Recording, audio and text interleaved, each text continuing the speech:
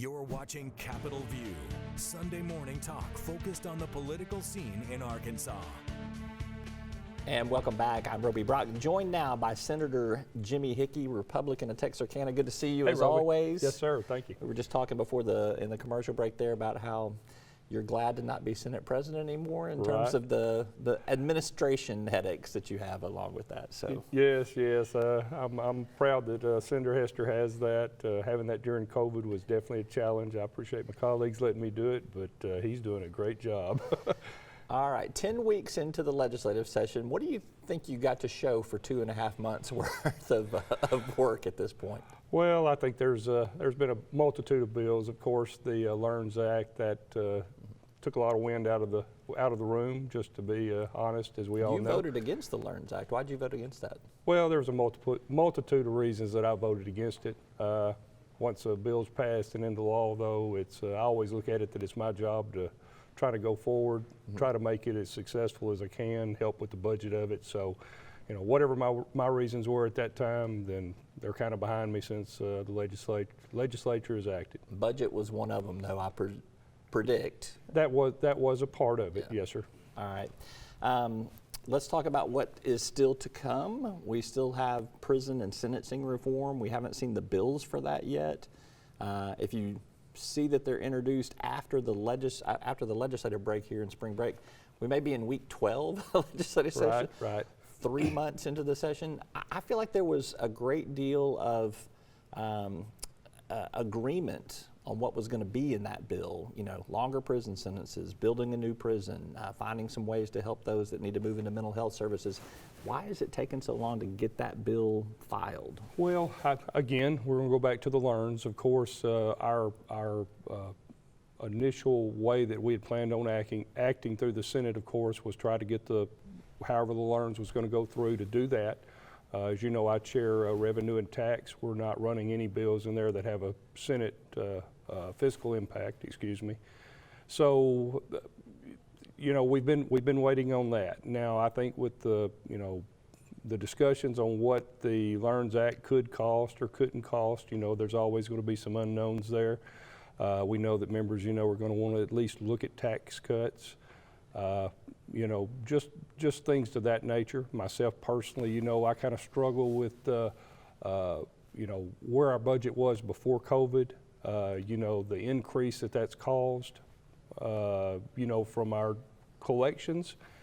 And, you know, so it's just a variety of things that I believe has kind of transpired. I like to describe you to people that don't know you well enough that I'd say he's a budget hawk. This guy knows numbers, he's a former banker, and he cares about where that budget is and where it lands. Is money what's holding up this prison and sentencing reform bill, do you think? I don't know that not totally, I would say. I think it's just a lot to go along with it. You know, there's really, the way I see it, there's really 3 aspects of that. There's building the prison. So, you know, there's been talk about, well, how do we do it? Personally, I've always been an advocate right now that we do have quite a bit of cash sitting around, that we actually just go ahead and pay for the infrastructure. Then, of course, we've got to figure out what the annual operating costs are to make sure that we're able to factor that into not just this current year, but, you know, succeeding years that'll be coming along. And then the larger part of it, which I think has been also the way holding it up, is the truth in sentencing. Right. You know, what particular offenses or whatever are going to be included in that. So I believe that's been a fairly large aspect of why that's moved a little slower also. This is the budget question I can't get anybody to answer. I don't expect you to have the answer to this, but if you could give me some insight, it would be helpful. So we know that there are 17,000 prisoners in the state prison system right now. There's another 2,000, and I'm rounding off here, in county jails.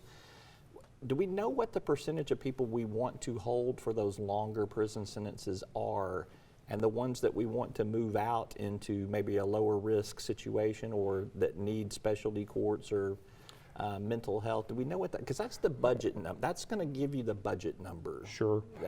I haven't found numbers for that yet. Right. No, as far as I'm not exactly for sure how you would break those out. Of course, Senator Gilmore has been actively working on some of that behind the scenes. You know, he could, I don't know if they've looked at it from a percentage and broken it out that way. So. But that's a number you need, don't you? Well, from a budget perspective. Yeah. Well, for mine is just really the overall.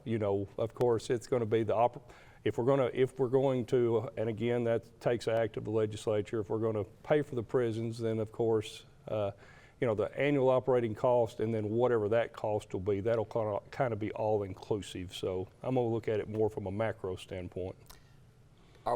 So LEARNS has a price tag on it. Prison and sentencing reform is going to have a price tag on it. Is there going to be room to do a tax cut? And if so, what do you think it'll be? Well, and again, that's going to be for all of us to get together and decide.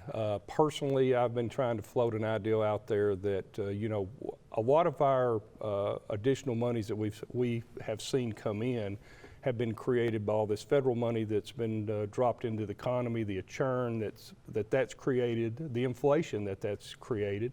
And that is going to continue probably until that works its way out. I've been very cautious, as far as tax cuts that we just put in that are just going to be year over year.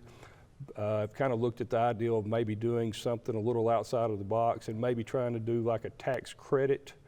I've just jokingly call it like the COVID zinger credit, but anyway, that we'd look at maybe doing some type of credit in this session, make it retroactive for this tax year.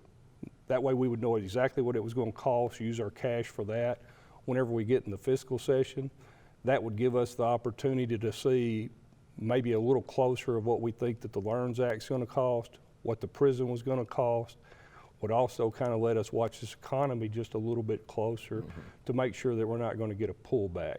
Because the one thing that we want to do is we will always want to make sure that we're able to cash flow. We have, the constituents of the state can be very happy. We have been, very conservative, and we do have a lot of cash sitting around. However, we always have to make sure that cash flow is there, before. I can add up some of these programs that are coming online, and I can get rid of some of your cash real quick if you wanted me to. Yes, sir.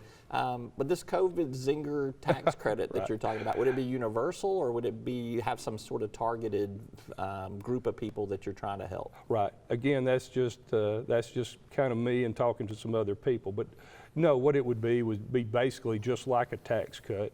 It wouldn't be like a dollar amount, but it would be basically a percentage off of whatever the current brackets are, so that it would act the same way. It would just be that we would do it for just this tax year, in this current tax year, have the funds available. Whenever we get to the fiscal session, we'd look at it again and see if it needed to be increased, and kind of adjust until we can get all of these large projects that you're in reference to, and again the economy, because that. We all can kind of see what's going on with that right now, and that's no surprise that we want to be cautious with that. Have we started Revenue Stabilization Act yet? I haven't seen any indication of it, but where are we in that process? Well, where we're at in that process is in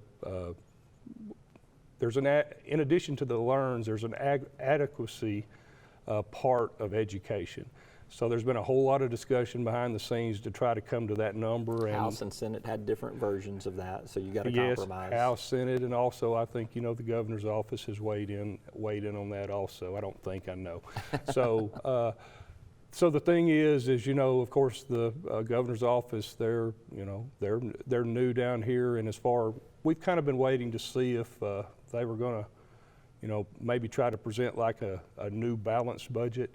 Well, myself and Senator Dismang and Senator Hester, we've been in discussions.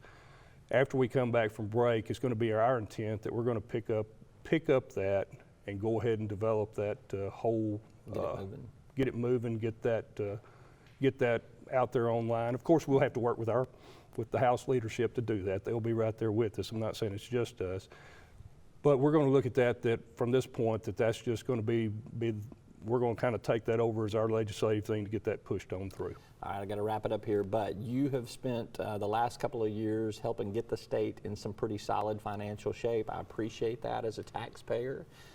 Please don't blow it all in one session. That's all I ask, okay? That's fair. I appreciate you saying that, but I will say this. Nobody does anything down here by themselves.